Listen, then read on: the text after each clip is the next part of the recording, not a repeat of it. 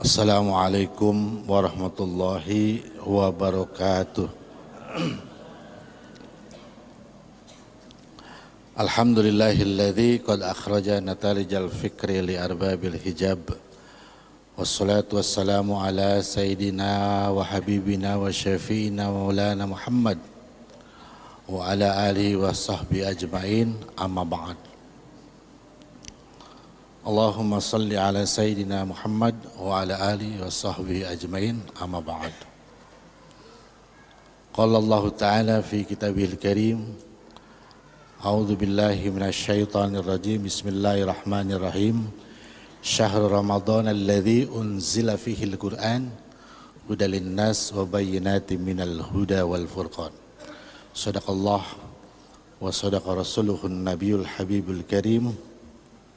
Wa nahnu ala dzalika minasyahidin wasyakirin walhamdulillahi rabbil alamin. Bapak-bapak, ibu-ibu, hadirin jamaah salat Isya dan tarawih Masjid Jami Al-Azhar yang semuanya insyaallah dimuliakan Allah Subhanahu wa taala. Puji dan syukur mari senantiasa kita panjatkan kehadirat Allah Rabbul Izzati, Tuhan seluruh sekalian alam, yang telah memberikan kita begitu banyak nikmat sehingga pada kesempatan malam hari ini kita kembali bisa hadir di masjid yang mulia ini di dalam rangka melaksanakan kewajiban kita, yaitu sholat Isya dan dilanjutkan dengan sholat tarawih, dan kita berharap mudah-mudahan semua amal ibadah kita diterima Allah Subhanahu wa taala.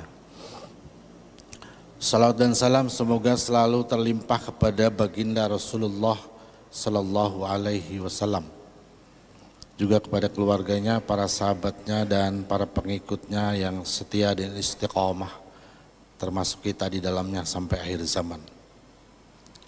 Alhamdulillah, malam hari ini kita sudah sampai kepada malam yang ke-13 ya Pak ya. Mudah-mudahan Allah senantiasa memberikan kita kesehatan, panjang umur, keberkahan, dan kelak menjadi orang-orang yang bertakwa kepada Allah Subhanahu wa taala. Bapak dan Ibu yang dirahmati Allah Subhanahu wa taala, salah satu keistimewaan puasa ibadah yang kita lakukan, bahwa puasa itu adalah ibadah syariah, ibadah yang tersembunyi, yang abstrak, yang tidak nampak. Kalau sholat kelihatan, apalagi pergi haji, banyak yang mengantar. Tetapi puasa ini adalah ibadah syariah. Dan Allah sudah janjikan lewat sabda Nabi kita Muhammad SAW, bahwa orang yang beribadah di dunia secara syir rahasia, kelak akan masuk surganya Allah juga dengan cara rahasia. Kata Nabi, inna ummati yaumal qiyamati yub'atsuna min kuburihim. Umatku nanti di yaumil qiyamah akan dibangkitkan dari kubur mereka.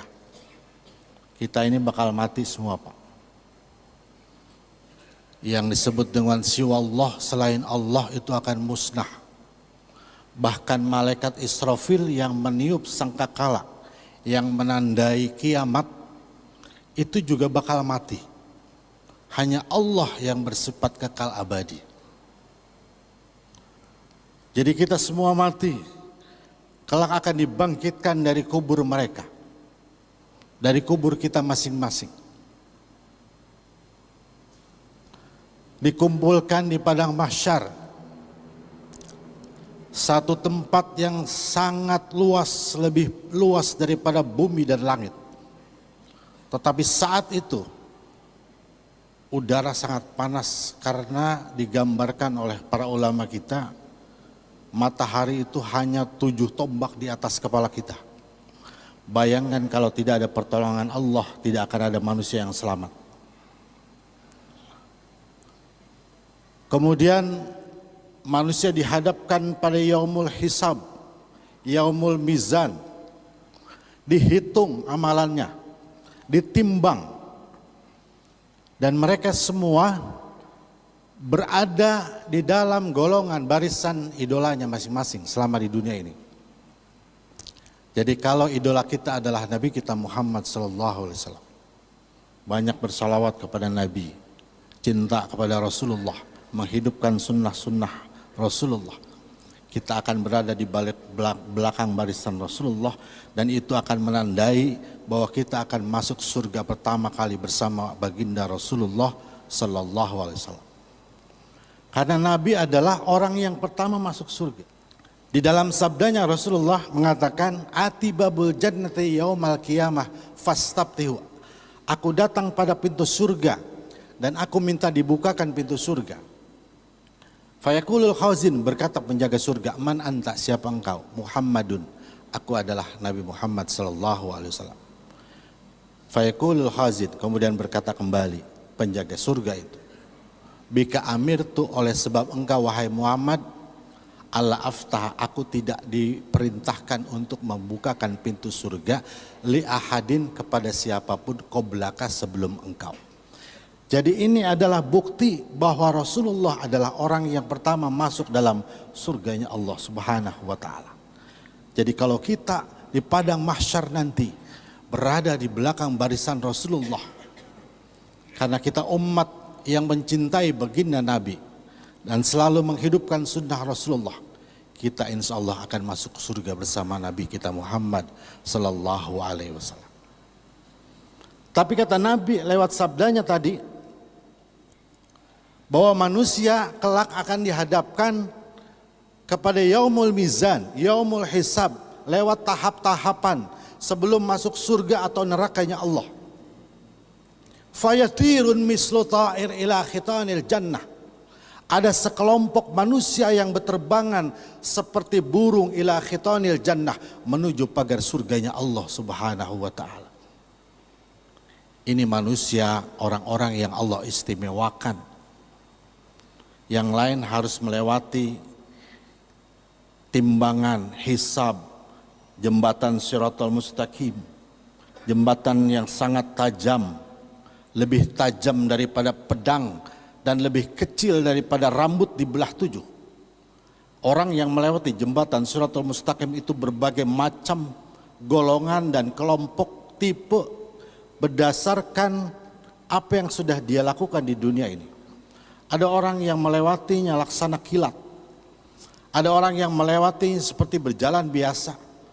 Ada begitu banyak orang bahkan yang tidak mampu melewati jembatan Shiratal Mustaqim, kakinya berdarah kemudian masuk dalam nerakanya Allah Subhanahu wa taala. Nauzubillahi min zalik. Dan ini adalah cerminan dari kehidupan dia di dunia. Orang yang tidak pernah menunda ibadah kepada Allah, giat ibadah kepada Allah, termasuk momentum di bulan Ramadan ini, dia laksanakan ibadah sebaik-baiknya, insya Allah dia akan melewati jembatan Shiratal Mustaqim tanpa kendala. Itu yang harus dilewati. Tapi kata Nabi, ada sekelompok manusia berterbangan seperti burung ila khitanil jannah. Wa qala khazanul jannah, berkata penjaga surga, man antum, hal antum minal anbiya, apakah kalian para nabi? Lah, hal antum minas syuhada, atau orang-orang yang mati syahid, orang-orang yang meninggal karena memperjuangkan ajaran agama Allah? Mereka menjawab, la. Hal antum minas solihin, atau orang-orang yang soleh, orang-orang yang selalu bergaul dengan para ulama, dengan orang-orang yang baik, menghadiri majlis-majlis ta'lim, majlis zikir. Lah, apa jawab mereka? Kami adalah jamaah Masjid Jami Al-Azhar. Amin ya rabbal alamin. Nahnu ummati Muhammad abadna fi dunya syirran wa yadkhuluna al-jannata syirran. Kami inilah umat Nabi Muhammad yang ibadah di dunia secara sir, rahasia. Dan alhamdulillah kami masuk surganya Allah juga dengan cara rahasia. Ini adalah orang-orang yang Allah istimewakan dengan lantaran ibadah di dunia secara sir, termasuk puasa yang abstrak, yang tidak nampak, tidak ingin terjebak kepada penyakit ria, sehingga kemudian Allah istimewakan seperti burung langsung ke dalam surganya Allah Subhanahu wa taala. Jadi ini keistimewaan puasa yang pertama luar biasa. Oleh karenanya marilah Ramadan itu jadikan sebagai madrasah, pelajaran yang terbaik ya. Begitu banyak hikmah yang bisa kita petik dari puasa yang kita lakukan. Jadikanlah seolah-olah Ramadan ini adalah Ramadan yang terakhir bagi kita. Karena memang tidak ada jaminan bahwa kita akan kembali bisa bertemu dengan Ramadan tahun yang akan datang. Tapi mudah-mudahan Allah berikan umur panjang kepada kita semua. Yang kedua, di dalam bulan Ramadan ini ada satu malam khairum min alfi syahrin, lebih baik daripada 1000 bulan. 1000 bulan itu kurang lebih 83 tahun. Usia orang jarang yang sampai 83 tahun sekarang. Paling banter misalnya 70 tahun. Kalau 70 tahun aja usia kita. Kalau kita mau jujur bercermin, kita ibadah kepada Allah 30 tahun, sementara kita maksiat kepada Allah 40 tahun. Ini artinya belum ketutup. Ibadah 30, maksiat 40. Tapi Allah memberikan keringanan kepada hambanya. Allah Maha Pengasih, seolah-olah Allah mengatakan, hai manusia, kamu tidak usah takut dengan dosa dan kesalahan yang kamu perbuat. Nih, kusediakan satu malam khairum min alfi syahrin, lebih baik daripada 1000 bulan. Jadi kalau kita mendapatkan Lailatul Qadar ya, maka isi seluruh usia kita adalah kebaikan-kebaikan. Tetapi orang yang ingin mendapatkan Lailatul Qadar itu, dia harus mulai berjaga sejak awal bulan suci Ramadan. Sebab kata para ulama ya, Lailatul Qadar itu datang pada sepertiga malam terakhir di malam-malam ganjil. Malam 21, 23, 25, 27 dan 29. Disitulah ibadah kita harus giatkan ya. Jangan sampai kendor. Tapi orang yang ingin mendapatkan Lailatul Qadar, sekali lagi dia harus mulai berjaga sejak awal bulan suci Ramadan. Mudah-mudahan kita semua mendapatkan Lailatul Qadar ya tahun ini dan tahun-tahun yang akan datang. Sehingga kemudian seluruh isi usia kita, umur kita adalah kebaikan-kebaikan dan keberkahan yang Allah berikan. Amin ya rabbal alamin. Mari kita berdoa kepada Allah, semoga Allah senantiasa memberikan kesehatan buat kita semua. Anak-anak kita menjadi anak-anak yang soleh dan solehah. Dan selepas Ramadan ini sampai ke bulan Syawal nanti, semua kita mendapatkan predikat orang-orang yang bertakwa kepada Allah Subhanahu wa ta'ala. Demikian tausiah yang bisa saya sampaikan pada kesempatan malam hari ini. Mudah-mudahan ini bermanfaat buat kita semua. Terakhir mari kita baca suratul Fatihah. Mudah-mudahan Allah mengabulkan semua doa dan hajat kita. Ya, ala hadiniyah wa ala kulli niyatin salihah wa ila hadratin Nabi Al-Fatihah. A'udzubillahi minasyaitonir. Bismillahirrahmanirrahim. Alhamdulillahirabbil alamin. Arrahmanirrahim. Maliki yaumiddin. Iyyaka na'budu wa iyyaka nasta'in. Ihdinas siratal mustaqim. Siratal ladzina an'amta 'alaihim ghairil maghdubi 'alaihim waladdallin. Demikian billahi taufiq wal hidayah. Assalamualaikum warahmatullahi wabarakatuh.